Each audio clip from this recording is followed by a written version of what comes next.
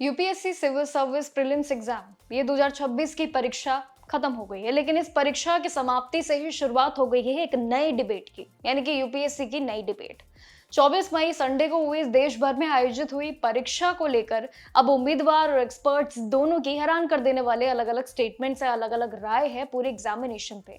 इस बार के general studies paper 1 इतना अलग था, इतना मुश्किल था कि एक्सपर्ट और बड़े बड़े मेंटोर इसे अब तक का सबसे बड़ा एग्जामिनेशन में जरूर बता रहे हैं, यानी कि सबसे बड़ा चेंज और सबसे टफेस्ट एग्जाम में से जरूर मानते हैं, सिर्फ प्रीलिम्स को टारगेट करके।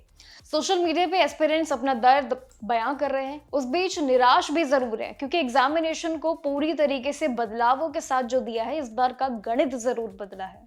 देखिए, अब एस्पिरेंट्स के लिए मुश्किलें जरूर खड़ी हुई है, कट ऑफ की बात भी जरूर चर्चाओं में है, लेकिन चंडीगढ़ के एक मशहूर यूपीएससी मेंटोर ने तो हद ही पार की, यानी कि यूपीएससी का नाम बदलकर मजाक में जो रखा सब इसी को कह रहे हैं, अनफेमिलियर पब्लिक सर्विस कमीशन, यानी कि टोटली चेंज। यानी कि आयोग का कहना भी बड़ा अलग है कि ये अब इस नाम को बदल देना चाहिए, क्योंकि अब ये एक सरल तरीका नहीं रहा है हमारे लिए, हमारी जिंदगी के लिए बहुत बड़ा एक मुद्दा बन गया है। एक आईएएस ऑफिसर के भी सोशल मीडिया पे जरूर पोस्ट आ रहे हैं जो पिछले ऑफिसर्स रह चुके हैं, उनका भी यही मानना है कि ये काफी टफेस्ट एग्जाम था। इस बार सबसे बड़ा झटका अगर देखने को मिले तो वो पेपर के लेंदी होने में जरूर था, ड्यूरेशन उतनी ही थी, लेकिन करंट अफेयर्स के बदलाव हुए जो रंग ढंग थे वो बड़े अलग थे। वाराणसी जैसे बड़े बड़े जिलों से जो रिपोर्ट्स आई है, वहां पे कुल मिलाकर करीब 32,050 रजिस्ट्रेशन कैंडिडेट्स ने जो किया था, उसमें से सिर्फ मात्र जो है 21,320 ही बच्चे एग्जाम देने पहुंचे, लेकिन जबकि लगभग देखें तो 10,720 बच्चों ने परीक्षाएं छोड़ी भी हैं। एग्जाम देकर निकले बच्चों के कहने बड़े अलग अलग थे, उनके स्टेटमेंट काफी अलग थी, एनालिसिस किया गया था, लेकिन करंट अफेयर्स के सवाल सीधे तीखे थे उनके लिए, बल्कि यहाँ पे बहुत ज्यादा डीप और एक कॉन्सेप्ट अलग करने वाले कॉन्सेप्ट को बड़े मिक्स किया गया क्वेश्चन को लेकर। इसका अलावा लंबे लंबे जो स्टेटमेंट थे यूपीएससी में वो अलग थे, क्वेश्चन की वजह से रीडिंग अगर करे प्रोसेस में तो वो काफी डिफिकल्टी फेस करने को मिली एस्पिरेंट्स के बीच।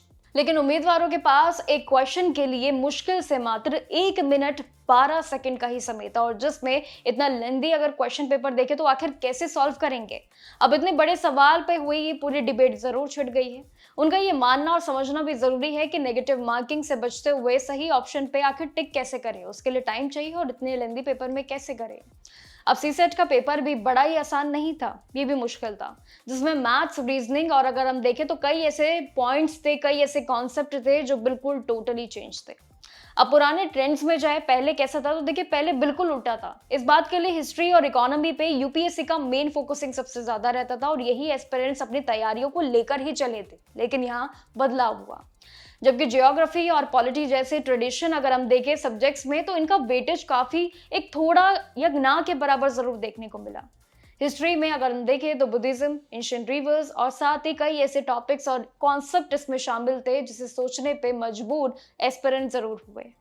देखिए, यहाँ पे यूपीएससी का ये टोटली एक गेम चेंजिंग था। यहाँ पे रोट लर्निंग वाली चीजें काम नहीं आई है, बल्कि यहाँ पे इकोनॉमी सेक्शन में भी लगभग करीब 18 सवाल आए, और जिसमें से एविएशन, इंश्योरेंस और ऐसे कई सारे क्राउड फंडिंग, डिजिटल करेंसी और कई सारे सब्जेक्ट्स और इवन टॉपिक्स थे जो बिल्कुल नए और अनकॉमन टॉपिक से जरूर मैच हुए, यानी कि टोटली सरप्राइजिंग एग्जामिनेशन। इस बदले हुए पैटर्न की वजह से पुरानी एलिमिनेशन टेक्निक्स भी पूरी तरीके से फेल हो गई है। कुछ लोग तो ऐसा मान रहे हैं कि पिछले साल से इस बार अलग ऐसा क्या था। एक्सपर्ट का भी यही सेम मानना है कि पेपर का लेवल मॉडरेट टू डिफिकल्ट होना एक अलग कारण है, लेकिन इस साल जनरल कैटेगरी की एक्सपेक्टेड कट ऑफ देखे तो पिछले साल के कंपैरिजन में काफी लो जरूर जाएगी, हाई रहने के बिल्कुल चांसेस नहीं है, ऐसा मेरी भी एक्सपेक्टेशन है, इवन एस्पिरेंट्स की भी, इवन यहाँ पे एक्सपर्ट की भी 85 मार्क्स के बीच रहने वाली जरूर एक एक्सपेक्टेशन है। अब सभी बच्चे यूपीएससी की प्रोविजनल आंसर की के जरूर इंतजार में हैं, जिसके लिए 31 तारीख जरूर ऑफिशियली तो नहीं बट एक बड़ा हिंट जरूर है। अभी देखना बाकी होगा कि आंसर शीट के बाद कितनी क्लैरिटी स्टूडेंट्स को मिलती है, कितनी क्लैरिटी इस बात पे आती है, और क्या ये डिबेट अभी रुकेगी या नहीं, ये सब चीजें अभी देखना बाकी है। लेकिन इतना तो तय है कि ये इस साल का सबसे बड़ा एक रिकॉर्ड ब्रेकिंग और सबसे ज्यादा टफेस्ट एग्जामिनेशन में यूपीएससी ने अपनी जगह जरूर बनाई है। बाकी जो भी इंफॉर्मेशन रहेगी आपके साथ शेयर करेंगे। तब तक के लिए नमस्कार और देखते रहिएगा जागरण जोश।